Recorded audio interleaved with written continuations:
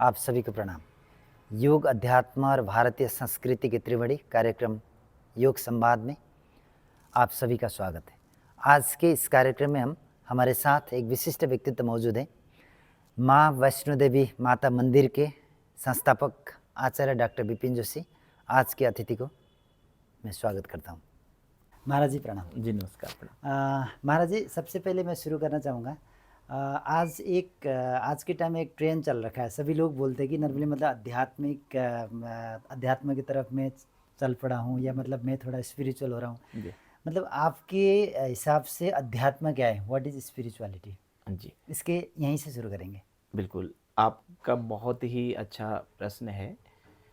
देखिए, कई बार हम लोग स्पिरिचुअल होने का मतलब सिर्फ जो बाहरी वेशभूषा या जो तिलक, माला आदि धारण करना, एक एक कोई विशिष्ट स्वरूप को हम लोग मानते हैं कि इसका अर्थ आध्यात्मिक होना हो जाता है। देखिए, ये तो एक प्रथम चरण है। एक विशिष्ट वेशभूषा धारण करना, एक विशिष्ट तिलक धारण करना और किसी भी प्रकार की कोई पद्धति को फॉलो करना, उसको अपनाना, ये उसका एक अंग है। लेकिन अध्यात्म में या जो हमारे वहाँ जो चीज़ें बताई और समझाई गई हैं, उसको फॉलो करना, उसको जीवन में अपनाना, कहते हैं ना, आपका व्यवहार आपका परिचय है। मान लीजिए हमने कोई अध्ययन किया है, कोई पढ़ाई की है, उसके आधार पे दुनिया हमको जानती है, वो एक अलग पक्ष है। हमारे पद के आधार पे दुनिया हमें जानती है, वो एक अलग पक्ष है। लेकिन हमारा जो मानवीय पक्ष है, हमारा जो व्यवहारिक पक्ष है, वो कितना जो है उसका असर हमारे जीवन पे पड़ा है, उस अध्यात्म का या उस पद्धति का जिसको हम फॉलो कर रहे हैं, वो निर्भर करता है इस बात पे। क्योंकि जो आचरण भक्ति है, मैंने कहा एक तो आवरण भक्ति है जिसमें हम कोई विशिष्ट आवरण धारण कर लेते हैं, वो महत्वपूर्ण है। आवरण का भी मतलब है एक बहुत बड़ा। क्योंकि आपने देखा होगा, जैसे पुलिस वाला है, पुलिस वाले को लोग तब पहचान पाएंगे जब वो पुलिस की वेशभूषा में होगा, है ना। ऐसे ही अगर मान लीजिए हम किसी मत को या किसी धर्म को या किसी कोई भी चीज़ हम फॉलो करते हैं दुनिया में, तो वहाँ के लिए एक विशिष्ट वेशभूषा होती है, विशिष्ट एक जो है आवरण होता है। तो उसके आधार पर एक परिचय की दृष्टि से वो चीज़ महत्वपूर्ण होती है। लेकिन परिपक्वता की दृष्टि से और जीवन में आ रहे परिवर्तन की दृष्टि से ज़्यादा महत्वपूर्ण ये है कि हमारा आवरण भी अच्छा होना चाहिए, हमारा आचरण भी अच्छा होना चाहिए।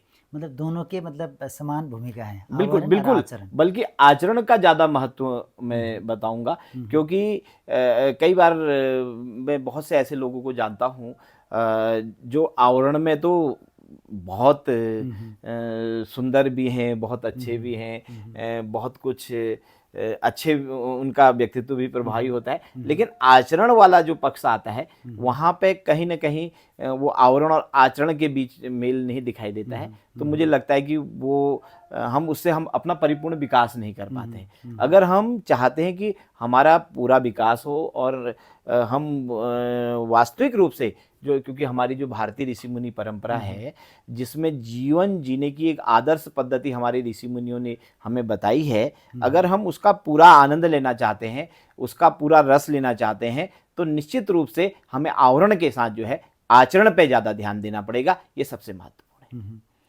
मतलब आवरण के साथ साथ आचरण भी महत्वपूर्ण है, लेकिन आचरण ज़्यादा महत्वपूर्ण है। बिल्कुल, आचरण ज़्यादा महत्वपूर्ण है। आवरण तो आपने देखा होगा कई बार हमारे वहाँ जो परंपरा रही है, उसमें दिगंबर एकदम मुनि रहते हैं, जो कुछ भी नहीं धारण करते हैं, जिन्होंने दिशाओं को ही अपना वस्त्र बनाया हुआ है।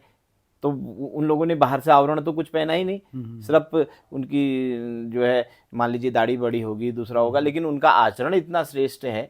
आपने देखा होगा प्राचीन काल में भी जो बड़े बड़े राजा महाराजा, जिनके बड़े बड़े जो है अपने महल थे और स्वर्ण जड़ित जिनके पास आभूषण वाले जो है बैठने के लिए उनके अपने सिंहासन हुआ करते थे और हजारों लाखों की उनकी सेनाएं होती थी, तो तो वो लोग जो गुफा में अकिंचन से कोई साधक बैठा हुआ है और वहाँ पे अपने आप को जो है ईश्वर के साथ एकाकार कर रहा है और कहीं ना कहीं वो अपने अंदर आध्यात्मिक साधना में लगा हुआ है, तो उसके पास माथा टेकने के लिए, उसको प्रणाम करने के लिए, उनका आशीर्वाद लेने के लिए ये परंपरा हमारे वहाँ अनादिकाल से चली आई है। तो कहीं ना कहीं आचरण भक्ति जो है सबसे महत्वपूर्ण है। एक और सवाल इसी में, जैसे मतलब योग और हमारे कार्यक्रम के नाम ही योग संवाद है जी, योग और अध्यात्म के क्या मतलब संबंध है? देखिए, योग अध्यात्म का ही एक सबसे महत्वपूर्ण हिस्सा है। जो अभी मैंने आपसे आचरण भक्ति वाली बात कही, तो अगर हमें आचरण भक्ति की ओर बढ़ना है तो निश्चित रूप से हमें योग को अपने जीवन में अपनाना होगा, तभी हम जो है आचरण भक्ति की ओर बढ़ पाएंगे। क्योंकि योग जो है एक वे ऑफ लाइफ है, जीवन जीने की एक पद्धति है। इसमें जो है देखिए, दो चीजें हैं। जो शरीर है ना, ये शरीर हमको ईश्वर ने एक नौकर के रूप में दिया हुआ है, और एक माध्यम है। शरीर एक माध्यम भी है और एक नौकर दिया हुआ है, हमें सेवक दिया हुआ है। इसके माध्यम से जो है हम जो भी अच्छे कार्य हैं, जो सत् कार्य हैं, उनको इस संसार में कर सकते हैं। तो इसको स्वस्थ रखना और इसका अधिक से अधिक जो है उपयोग करना, इसको लचीला बनाना, क्योंकि ये सब योग के माध्यम से ही हो सकता है। शरीर भी हमारे दो स्वास्थ्य हैं, एक शारीरिक स्वास्थ्य है, एक मानसिक स्वास्थ्य है। आप जानते हैं कि शारीरिक स्वास्थ्य से भी ज़्यादा महत्वपूर्ण जो है मानसिक स्वास्थ्य है, और मानसिक रूप से स्वस्थ होने के लिए हमारा जो योग है, हमारा जो ध्यान है, हमारा जो प्राणायाम है, ये सबसे अच्छा माध्यम है। जी। आज के टाइम में मतलब जिस हिसाब से योग के प्रचार प्रसार हो रहा है या जिस हिसाब से योग के अभ्यास हो रहा है, मतलब आपको क्या लगता है ये मतलब पर्याप्त है या मतलब और मतलब इसमें कुछ अवेयरनेस ज़्यादा मतलब जगाना चाहिए लोगों पे, मतलब किस तरह से योग आगे बढ़ रहे हैं? मुझे तो लगता है कि अभी हम योग में बिल्कुल प्रथम चरण में हैं। अभी अगर मैं कहूँ तो 5% भी काम नहीं हो रहा है, अभी 95% और संभावनाएं हैं। अच्छा, दूसरी एक चीज और है, जैसे योग का अर्थ होता है जोड़। तो जो योग है ना, ये व्यक्ति केंद्रित नहीं होना चाहिए। मान लीजिए कोई संस्था, कोई व्यक्ति कहीं पे योग सिखा रहा है या कोई किसी पद्धति को बता रहा है, तो अगर इसको जैसे एक उस व्यापक दृष्टिकोण से अगर वो करे, तो मुझे लगता है कि उसका ज़्यादा प्रभाव पड़ सकता है। और इस चीज़ को थोड़ा सा मतलब व्याख्या कर दीजिए थोड़ा सा। जी, मैं व्याख्या इस रूप में करना चाहता हूँ। जैसे देखिए, हमारे वहाँ गुरुडम चलता है, तो गुरुडम में क्या होता है, जो गुरु को शिष्य फॉलो करते हैं तो वो अपने पर केंद्रित कर देते हैं सब कुछ, क्योंकि उनका लक्ष्य कहीं ना कहीं एक उस पद्धति को या अपने तक मामला सीमित हो जाता है। और उससे क्या हो जाता है, जो उसकी योग की जो व्यापकता है ना, वो कहीं ना कहीं कम हो जाती है। और अगर मान लीजिए आप जो अपना कार्य कर रहे हैं, संस्था का जो कार्य कर रहे हैं, व्यवस्था का जो कार्य कर रहे हैं, ठीक है, वो आप अपने हिसाब से बनाइए, लेकिन जो योग की व्यापकता है उसको हमें, अगर हम उसको व्यापक ही रखें तो मुझे ज़्यादा लगता है कि ज़्यादा अच्छा है। मैं इसको आपको एक उदाहरण पे बताऊं। अगर मान लीजिए किसी ने आपसे योग सीखा, अगर कल को मान लीजिए आपके बैनर तले नहीं भी सिखा रहा है, किसी भी बैनर तले सिखा रहा है, स्वतंत्र रूप से कुछ अपना व्यवस्था बना रहा है, तो आपको खुशी होनी चाहिए कि ये कहीं ना कहीं मेरे से सीख करके जो है आगे इस विधा को, क्योंकि ये तो हमारे ऋषि मुनियों की विधा है, ये अनादिकाल की विद्या है। ये ठीक है कि एक व्यक्ति ने, आपने प्रचार किया है, आपने प्रसार किया है, आपने उसको आज के कलेवर में उसको बताया है, तो इसका मतलब ये नहीं है कि कोई और उसको नहीं कर सकता है, उसको सभी लोग कर सकते हैं। और मुझे ऐसा लगता है कि जो एक अच्छा गुरु होगा, जो सच्चा गुरु होगा, वो अगर उसके द्वारा दीक्षित कोई शिष्य अगर मान लीजिए अपने हिसाब से या कोई भी दूसरे जगह से कोई होगा, तो उसके अंदर एक उसके प्रति स्नेह होगा, प्रेम होगा, वात्सल्य होगा। क्योंकि हाँ, अंततोगत्वा उद्देश्य तो ये होना चाहिए, जैसा मैंने आपको बताया कि अभी तो 5% भी काम नहीं हो रहा है, अभी तो 95% और संभावनाएं हैं। तो जो भी व्यक्ति इसको करेगा, निश्चित रूप से आगे ही उसको बढ़ाएगा। तो मुझे ऐसा लगता है कि हमें सभी को गले लगा करके आगे बढ़ाना चाहिए। एक और सवाल महाराज जी, जैसे आपने एक बार ये जिक्र किया था कि मतलब उत्तराखंड को मतलब वेलनेस सेंटर बनाने की एक बार बात कही थी। जी। तो मतलब आपको क्या लगता है गवर्नमेंट के लेवल पर या मतलब बाकी जो भी प्राइवेट ऑर्गेनाइजेशन इंस्टीट्यूशन जो भी है, मतलब है ना, योग को किस तरह से मतलब इसको आगे लेके जाना चाहिए, मतलब उत्तराखंड की अगर हम बात करें? देखिए, उत्तराखंड जो है ना, उत्तराखंड ये सिर्फ दिशा के हिसाब से उत्तर में नहीं है, बल्कि उत्तराखंड उत्तर की भूमि है। ये लैंड ऑफ आंसर है। क्योंकि आपने देखा होगा, चाहे स्वामी विवेकानंद हो, चाहे दूसरे बड़े बड़े जितने भी ऋषि मुनि तपस्वी विद्वान हुए, जब उन्हें स्वयं की तलाश हुई तो उनके कदम स्वतः ही इस भूमि की ओर बढ़े हैं। अगर चूंकि आपका योग पे आधारित ये कार्यक्रम है, अगर हम आज के संदर्भ में भी कहें, आप चाहे देखिए श्री श्री रविशंकर जी हों या जग्गी वासुदेव जी हों, और जिनकी कर्मस्थली ये है स्वामी रामदेव जी अथवा आचार्य बालकृष्ण हो, तो जब वो इस पावन भूमि से जुड़े, जब उनका नाम गंगोत्री से जुड़ा, जब उनका नाम हरिद्वार के साथ जुड़ा, तो उसी के बाद जो है वो सब कर पाए जो इस पावन भूमि के साथ जुड़ाव के बाद हो पाता है। अगर वही योग मैं स्वामी रामदेव जी की अगर बात करूं, वो हरियाणा में कर रहे होते, आप यकीन मानिए जितना आज कार्य हो रहा है उसका 1% भी नहीं हो पाता।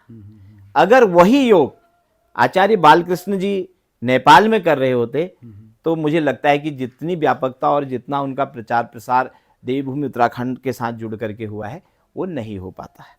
तो इस भूमि के अंदर जो है एक अलग प्रताप है, इस भूमि का अलग महत्व है। लेकिन जो अभी यहाँ पे जो संभावनाएं हैं, देखिए संस्थाएं या व्यक्तियों ने तो जो महत्वपूर्ण कार्य किया, मैं स्वामी रामदेव जी का हमेशा आभार और हृदय से कृतज्ञता व्यक्त करूंगा कि उन्होंने योग को जन जन तक पहुंचाया, लोकप्रिय कराया और बहुत इसको उन्होंने व्यापकता दी। ऐसे ही आचार्य बालकृष्ण जी ने भी जो है इस योग को जो है आगे बढ़ाया और साथ ही जो उन्होंने आयुर्वेद को एक नया आयाम दिया।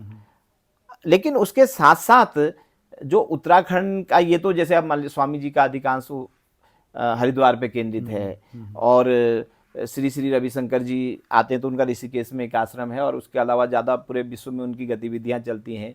ऐसे ही जग्गी वासुदेव जी वगैरह और दूसरे जितने ऐसे कई लोग हैं, स्वामी चिदानंद मुनि जी ऋषिकेश में परमार्थ में कर रहे हैं, और उसके अलावा कई लोग साइलेंट बड़ा काम कर रहे हैं। उसमें चाहे हमारा शांति कुंज है, देव संस्कृति विश्वविद्यालय के माध्यम से, शांति कुंज के माध्यम से योग में बहुत बड़ा काम हो रहा है, और कई विश्वविद्यालय यहाँ पे बड़ा बड़ा काम कर रहे हैं।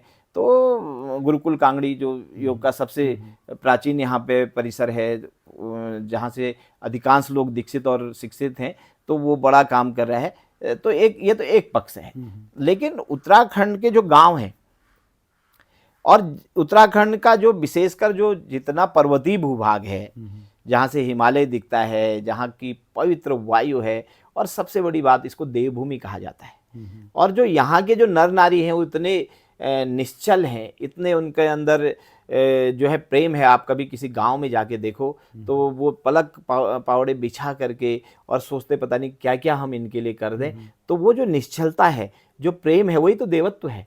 तो जो देवभूमि का जो देवत्व है, और उस देवत्व को, चूंकि देखिए दो चीज़ें होती हैं, एक तो आपने को किसी क्षेत्र में कार्य किया और आर्थिक रूप से आप बहुत संपन्न हो गए और आपने बड़ी बड़ी व्यवस्थाएं बना ली, ये बहुत अच्छी बात है, क्योंकि ये भी कहीं ना कहीं योग और कर्म योग का एक मिलन है, और ये करना चाहिए। और एक नज़ीर भी है कि जैसे आज मैनेजमेंट की पढ़ाई वालों को, बड़ी बड़ी जिन्होंने शिक्षा दीक्षा ली है, उनको ही सर्वोपरि मान करके हमें लगता है कि आम आदमी क्या कर लेगा। लेकिन अगर कोई गुरुकुल में पढ़ा हुआ बालक और सामान्य गरीब परिवार का कोई बच्चा ऐसा करता है, तो मुझे लगता है वो तो कहीं ना कहीं बड़े बड़े पुरस्कार का भी भागी है, और समाज के लिए एक बहुत बड़ा प्रेरणा का स्रोत भी है।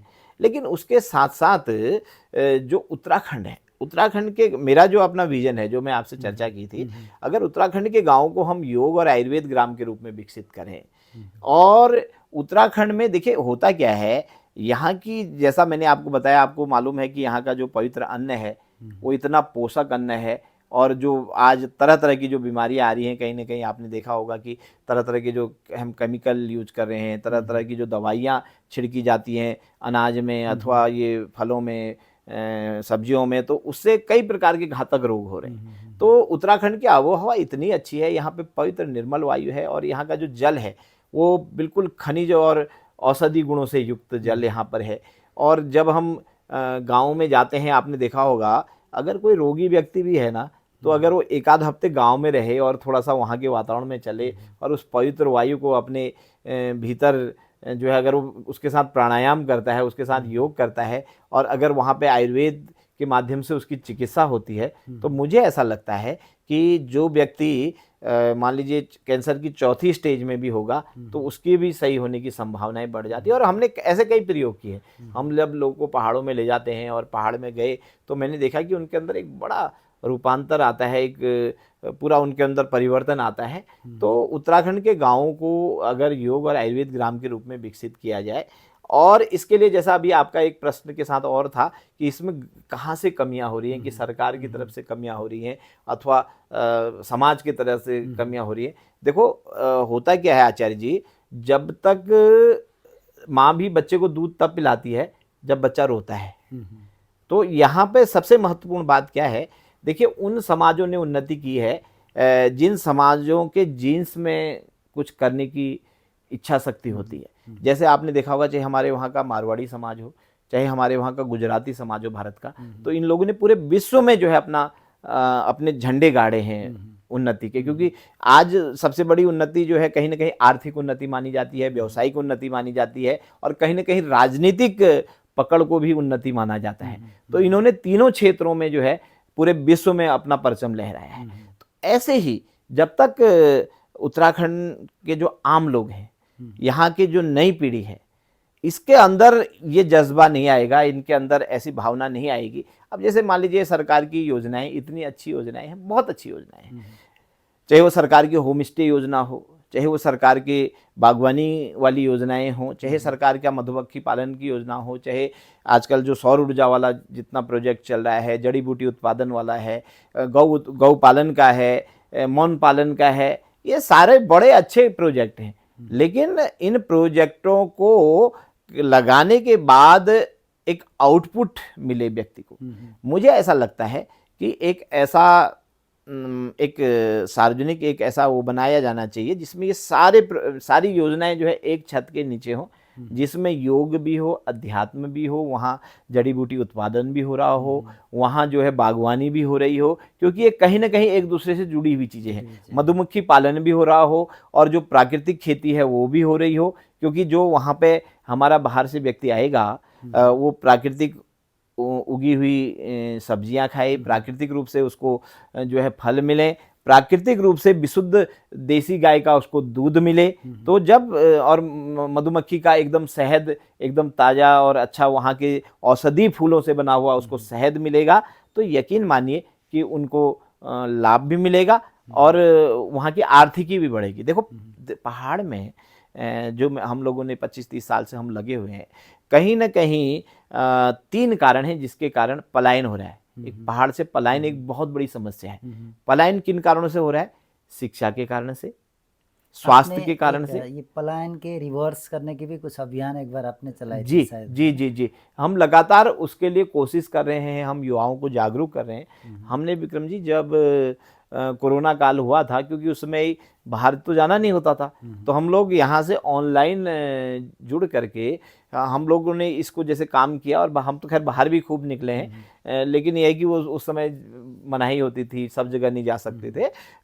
तो मैंने देखा कम से कम 400 युवा, मुझे बड़ा गर्व भी है और खुशी भी है, ऐसे युवा हमने चिन्हित किए पूरे उत्तराखंड में, जो अपने दम पे, जिन्होंने अपने जो है कहीं ना कहीं अपने प्रतिष्ठान खड़े किए हैं, चाहे वो पर्यटन के क्षेत्र में हो, चाहे वो आपका बागवानी के क्षेत्र में हो, या खाद्य ये जो पहाड़ के फल हैं इनसे जो तरह तरह के जो जूस वगैरह और ये बनाते, तो ऐसे कम से कम 400 ऐसे यूथ जुड़े जो अपना काम जिन्होंने साबित किया है। देखिए 2 चीज़ें होती हैं, एक तो मैं आपको थोड़ा ज्ञान दूं, जैसे किसी संत ने कहा ना, तुम बोलो कागज की लेखी, हम बोले आंखों देखी, है ना।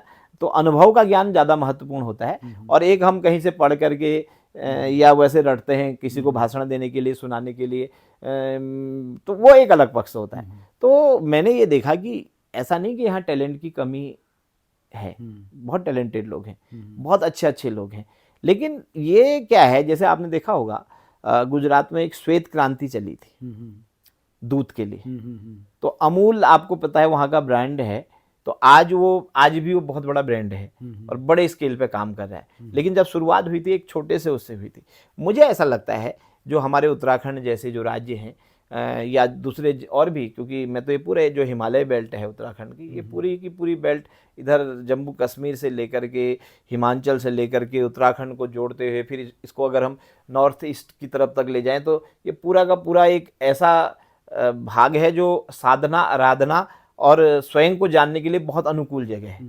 अगर इसका सही ढंग से अगर इसको व्यापकता दें तो अगर शुरुआत अगर हम उसको देवभूमि उत्तराखंड से ही करें तो यहाँ पे अपार संभावनाएं हैं। तो मैं बता रहा था, जैसे आपने रिवर्स पलायन की बात करी, तो रिवर्स पलायन में हम ये कह रहे थे, देखो पहले तो हम पलायन को समझना पड़ेगा, रिवर्स पलायन अपने आप हो जाएगा।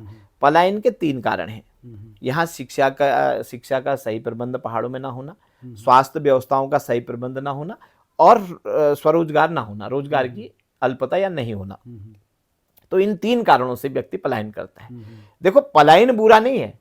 अगर आप एक आईएएस बन करके कहीं पलायन करें, निश्चित रूप से आपको तो देश में सभी जगह जाना पड़ेगा जहां आपकी नियुक्ति होगी। आप एक इंजीनियर बन करके पलायन कर रहे हैं, आपको पूरे विश्व में जाना पड़ेगा, आप एक अच्छे, लेकिन वो पलायन सबसे ज्यादा पीड़ादायक होता है जब पहाड़ से कोई व्यक्ति पलायन होकर के देहरादून में, कोटद्वार में, दिल्ली में, लखनऊ में कहीं ऐसी जगह पे आता है कि वो 5,000 8,000 उसको तनख्वाह मिल रही है और पूरा परिवार एक छोटे से 10 बाई 10 के कमरे में जो है नारकीय रूप से जीवन व्यतीत कर रहा होता है और उनके पता नहीं कैसे खर्चे चल रहे हैं, कैसे क्या कर रहे हैं। तो वो पलायन बड़ा दुख देता है कि ये पलायन किया किसके लिए। उन्नति के लिए अगर हम पलायन कर रहे हैं, हम बाहर आकर के कल को अगर हमारे मान लीजिए हम बड़े बड़े 100 लोगों को, 200 लोगों को, 500 लोगों को रोजगार देने की स्थिति में कोई कार्य हम कर रहे हैं तो वो पलायन अच्छा है, क्योंकि कल को आप रिवर्स पलायन होकर के पहाड़ में भी वो सब कर सकते हैं। तो हम लोगों का ये मानना है कि अगर पहाड़ को वेलनेस का एक हब बनाया जाए, जहां पे जैसा मैंने कहा कि ये जो सरकार की जितनी योजनाएं हैं इनको जोड़ करके, और अगर इनको सारा जोड़ने का काम योग कर सकता है, इन सब को जोड़ने का काम हमारा आयुर्वेद कर सकता है।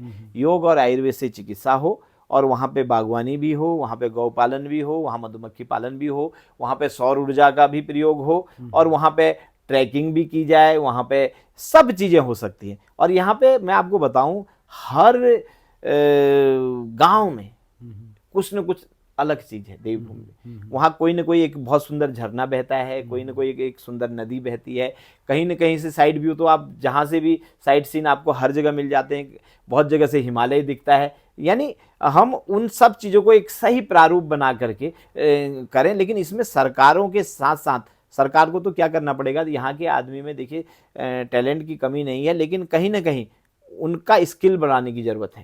मैंने देखा सरकार की योजनाएं क्या हो रही हैं, योजना ले लेते हैं लोग, सब्सिडी भी ले लेते हैं, लेकिन फिर वो योजना क्रियान्वित नहीं हो पाती है। उसमें कहीं ना कहीं स्किल की कमी के कारण क्रियान्वित नहीं होती है, अथवा कहीं ना कहीं जो है और भी कई पक्ष वहाँ पे मान लीजिए अब बहुत अच्छा होम स्टे बना दिया, लेकिन वो लोग नहीं आ रहे वहाँ पे, उतने ग्राहक नहीं आ रहे हैं, या तो मैं अध्यात्म और योग और इसके पक्ष में, आयुर्वेद के पक्ष में इसलिए हूँ।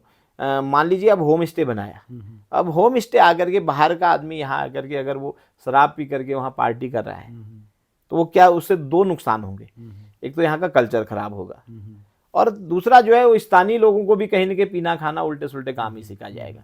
अगर वो आध्यात्मिक दृष्टि से इस देवभूमि में आता है तो निश्चित रूप से वो क्या करेगा, यहाँ पे जो है एक अलग माहौल में आएगा, क्योंकि वो जो भोगवादी परंपरा है या जो भोगवादी जीवन है वो तो वहाँ भी जी रहा है, वो दिल्ली में भी जी रहा है, मुंबई में भी जी रहा है, या विदेश से कहीं आ रहा है वहाँ भी जी रहा है। अगर वहाँ से यहाँ करके भी हम उनको सब वही उपलब्ध कराएं जो जिस जीवन में वो जी रहे हैं, तो कहीं ना कहीं उनके साथ भी अन्याय है। और अगर उन्हें हम एक नया माहौल दें, एक नया वातावरण दें, तो उनके जीवन को भी वो रूपांतरित कर सकता है। तो मेरा ये मानना है, अगर उत्तराखंड के गाँव को योग और आयुर्वेद ग्राम के रूप में विकसित किया जाए, मैंने जैसे उनको देवभूमि डिवाइन विलेज नाम दिया है, अगर वो देवभूमि दिव्य ग्राम हम बनाते हैं और यहाँ पे जो है उससे क्या होगा, स्थानीय लोगों को तो रोजगार मिलेगा, बाहर वालों को स्वास्थ्य और शांति मिलेगी, और पलायन जैसा मैंने कहा रिवर्स अपने आप हो जाएगा। क्योंकि जब बाहर वालों को लगेगा कि यार हमारी तो इतनी जमीन पहाड़ में पड़ी है और इसमें तो बड़ा स्कोप है, तो लेकिन इसके लिए क्या है कि एक बहुत बड़े आंदोलन की जरूरत पड़ेगी। आंदोलन का मतलब ये नहीं है कि हम सड़कों में उतर के आए, यानी कि बड़े स्केल पे काम करना पड़ेगा। जैसे मैं अगर उदाहरण अभी आपको बताया कि जैसे श्वेत क्रांति गुजरात में अगर लाई गई, तो उसमें सरकारों से ज़्यादा जन भागीदारी ज़्यादा महत्वपूर्ण होती है, क्योंकि सरकार तो एक सिस्टम दे सकती है, सरकार हमें रोड दे सकती है, सरकार हमें बिजली दे सकती है, जो प्राथमिक चीज़ें हमें ज़रूरत है उन चीज़ों को उपलब्ध करा सकती है, लेकिन काम तो हमें करना है। तो मैं कई बार, मेरे को कई अधिकारी मिलते हैं उद्योग वालों ने, दूसरे में, वो कहते हैं अब हमें तो समस्या ये आती है कि यहाँ का आदमी काम ही नहीं करना चाह रहा है। मतलब जो बड़े कई ऐसी चीज़, उन्हें टारगेट पूरा करने के लिए बाहर से कहाँ से लोगों को बुला करके यहाँ पे वो टारगेट पूरा करते हैं। तो स्थानीय लोगों को जो है, जब एक सिर्फ नौकरी वाला कॉन्सेप्ट दिमाग से उतारना पड़ेगा, और उन्हें ये भी कॉन्सेप्ट रखना पड़ेगा कि हम खाली नौकरी, सरकारी या प्राइवेट नौकरी ना करें, बल्कि हम सैकड़ों लोगों को अपने मॉडल के माध्यम से कुछ एक ऐसा, जैसा मैंने बताया कि ये जो देवभूमि डिवाइन विलेज विकसित कर करके, जहाँ पे पूरा का पूरा पहाड़ का जो कॉन्सेप्ट है उसको उसमें लगा करके, और उसको एक वेलनेस का एक केंद्र बना करके पूरा उत्तराखंड का कायाकल्प हो सकता है और पूरे विश्व को रोजगार मिल सकता है। महाराज जी, एक वैयक्तिक सवाल, आपके जीवन में मतलब जो आध्यात्मिक जीवन, जिस तरह से आपके मतलब दिनचर्या है, जिस तरह से आप मतलब 24 घंटा नर्वली, मतलब मैं जहाँ भी देखता हूँ महाराज जी को मतलब भागते हुए, मतलब कभी स्कूटी में दौड़ते हुए देखता हूँ, ये इतने क्रियाशील जीवन के पीछे आपके दैनिक जीवन में योग के क्या मतलब महत्व है, इसके क्या प्रभाव है, या किस तरह से मतलब इसको आप मतलब मैनेज करते हैं इन चीज़ों को? देखिए, दो चीज़ें होती हैं। एक तो क्या होता है, मेरा जो अपना मानना है, एक तो सकारात्मक दृष्टिकोण और एक रचनात्मक वृत्ति, यानी पॉजिटिव और क्रिएटिव होकर के ही हम जीवन में आगे बढ़ सकते हैं। अच्छा, दूसरी चीज, निष्काम भाव से आप सेवा करो, और जो कर्म करके हमें मिल रहा है उसे ईश्वर का कृपा प्रसाद समझ करके अपने जीवन में ग्रहण कर लो, और हमेशा सकारात्मकता बनी रहे, क्योंकि आप सकारात्मक होकर के कुछ काम करेंगे और आप आशावादी होकर के कोई काम करेंगे, और आपके जीवन में अगर उत्साह है, उल्लास है, उमंग है, तो यकीन मानिए, देखो, दुनिया वाली मंजिल कब मिलेगी ये ज़्यादा महत्वपूर्ण नहीं है, अगर क्योंकि कसौटी आपके पास है, आप जो कर रहे हैं उससे अगर आपको संतुष्टि है, तो मेरा मानना है कि वो ज़्यादा महत्वपूर्ण है। क्योंकि जो दुनिया वाला सर्टिफिकेट है, सस्ता वाला सर्टिफिकेट है, व्यवस्था वाला सर्टिफिकेट, वो मिले या नहीं भी मिल सकता है। तो कई बार हम लोग उस सर्टिफिकेट के चक्कर में, मान लीजिए कोई बड़े बड़े पुरस्कार मिलते हैं या कुछ बड़े बड़े सम्मान मिलते हैं, तो ठीक है, उसका अपनी जगह महत्व है। अब हमें भी कई पुरस्कार मिलते हैं, सम्मान मिलते हैं, मैं उसको एक सामान्य रूप में लेता हूँ कि भाई ये ठीक है, कहीं ना कहीं हम जो कार्य कर रहे हैं उसको एक प्रोत्साहन है, लेकिन उसका मतलब ये नहीं है कि हम जो है छोड़ दें। अच्छा, दूसरी चीज़ जो मैंने अपने जीवन में सीखा है, हमेशा डाउन टू अर्थ रहना, हमेशा जो है, अब मैं आपको बताऊं, जैसे मान लीजिए मैं दिवाली मनाता हूँ, तो दिवाली में जो घर की मिठाइयाँ बनती है, तो मुझे किनको बांटने में मजा आता है, जिनके पास नहीं है, मतलब जैसे जो एकदम गरीब हैं, जो जिनके कोई बनाने वाला नहीं है, उनके साथ कुछ हम ऐसे करें। होली में भी अगर मान लीजिए उनको टीका, 8-10 लोगों में प्रयास रहता है कि ऐसे लोगों को टीका लगाऊं जिनको कोई टीका लगाने वाला नहीं है, या मान लीजिए हम लोग कोई भी जैसे जन्मदिन होता है दूसरा, तो उस दिन भी कुछ पाठ्य सामग्री वगैरह ऐसे बच्चों को, ज़रूरतमंद लोगों को देने की एक ऐसी जो परंपरा है वो करते हैं। और जैसे अभी 50 से पार, मेरे को 52वां साल शुरू हो रखा है, तो मैंने ये देखा कि लगातार अभ्यास भी जीवन में बहुत ज़रूरी है। अगर आप अभ्यास में रहते हैं और एक सकारात्मकता से रहते हैं, निश्चित रूप से आपको सफलता भी मिलती है और आप आगे भी बढ़ते हैं। और हम तो खैर एक छोटे से व्यक्ति हैं, तो जो बड़े बड़े बहुत बड़े महापुरुष भी हुए हैं, और एक अनुशासन, एक देखो, एक तो क्या है कि किसी को हम कोई कमिटमेंट दें, उसे पूरा करें। दूसरा, जीवन में एक अनुशासन जरूरी है, और अनुशासन, जैसा आपने कहा, योग का बहुत बड़ा महत्व है, और योग से हमारे जीवन में बहुत अनुशासन आया। और मेरा प्रयास रहता है कि एक नियमित दिनचर्या रहे, सही खान पान रहे, और जो है सही विचार रखा जाए, और सकारात्मक दृष्टि से आगे बढ़ा जाए।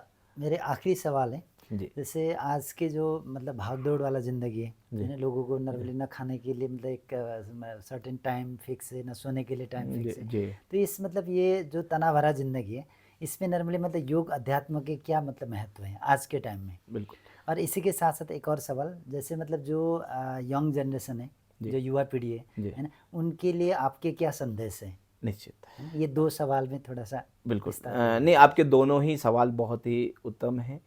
देखिए, आज आदमी कमाना सीख गया लेकिन जीवन जीना भूलता जा रहा है। हम्म, जीवन जीना भूलता जा रहा है, जीवन मूल्य भूलता जा रहा है। और उसने अपने को जो है ना, अब होता क्या है देखिए, कहीं वो रिश्ता भी ढूंढता है तो उसको, जैसे मान लीजिए कोई लड़का लड़की ढूंढ रहा है ना, तो उसको कॉन्वेंटेड लड़की चाहिए, स्लिम ड्रिम चाहिए। और जो है वो संस्कार और आदर्श वाली बात कहीं नहीं, वो कोई पूछता भी नहीं है। मतलब उनके जो भौतिक और या उनका ये उसको तनख्वाह कितने में मिल रही है, उसका जो साल भर का पैकेज हो वो क्या है, तो इस पे फोकस है। तो हम कहीं ना कहीं जैसे एक हम किस पे फोकस हो गए हैं, ये दुनिया जो है ना एक बाजार है, और इस दुनिया रूपी बाजार में सब ग्राहक बन गए, उपभोक्ता बन गए, और हम लोग सिर्फ और सिर्फ अपनी भौतिक चीजों पे केंद्रित हो गए। हमें ऐसा लगता है एक जो होड़ सी समाज में चली हुई है कि मान लीजिए भौतिक वस्तुएं इकट्ठी हो जाएंगी तो शायद हम शांत उसी हो को जाएंगे। भौतिक चीज को ही हम हाँ, उसी को सब कुछ समझ लिया सब हमने। कुछ समझ लिया। भौतिकता ठीक है, मैं भौतिकता का बिल्कुल विरोधी नहीं हूँ। आपके पास संसाधन हो, आपके पास व्यवस्थाएं हो, हमारे पास भी संसाधन है, व्यवस्थाएं हैं, और एक हम उनका उपयोग करते हैं। लेकिन मेरा ये मानना है जो भौतिक चीजें हैं उनकी एक लिमिट है। जब तक उनकी प्राप्ति नहीं होती है तब तक उनके प्रति आकर्षण होता है। मान लीजिए आपके पास घर नहीं है ना, आप जैसे ही घर बन जाएगा, आप सोचते हैं कि 2 कमरे हो जाएं कहीं, और ईश्वर की कृपा से 4-5 कमरे का मकान बन जाता है आपका, तो वो मिलते ही उसका आकर्षण खत्म हो जाएगा। फिर आपका लक्ष्य कुछ और हो जाएगा, यार इससे बड़ी कोठी बन जाती, कुछ ऐसा हो जाता। ऐसे ही मान लीजिए कार है, आपने मान लीजिए आप सोचते हैं यार कैसे 2 व्हीलर हमारे पास हो जाए, या 2 पहिया कुछ भी हो जाए। जब प्राथमिक अवस्था में हम होते हैं और ईश्वर की कृपा से कार भी हो जाती है, सारी व्यवस्था बन जाती है, तो फिर हमारा उससे जो और हाई मॉडल है उससे ज्यादा उसकी ओर आकर्षण होने लगता है, महत्वाकांक्षा बढ़ता जाता है। महत्वाकांक्षा बढ़ती रहती है। और भौतिक चीजों का क्या होता है, अच्छा इनका जो सुख है या जो आकर्षण है वो सीमित है। उससे कभी मतलब एक पूर्ण आनंद हो नहीं सकता। वो सिर्फ देखो, भौतिक, मैं आपको भौतिक चीजों का बताऊं इसका उपयोग किस रूप में है। मान लीजिए कार है, कार का उपयोग सिर्फ इतना है कि आपको कहीं ले जाने में सुविधाजनक एक आपके पास व्यवस्था बन गई, उसको आपको वहीं रहने देना चाहिए। आवास है, आवास चूंकि आपको विश्राम के लिए चाहिए, एक माहौल चाहिए होता है, और तमाम अपने अनुरूप आप एक जीवनचर्या जी सकें, तो आप इसको इतना ही मान के चलिए।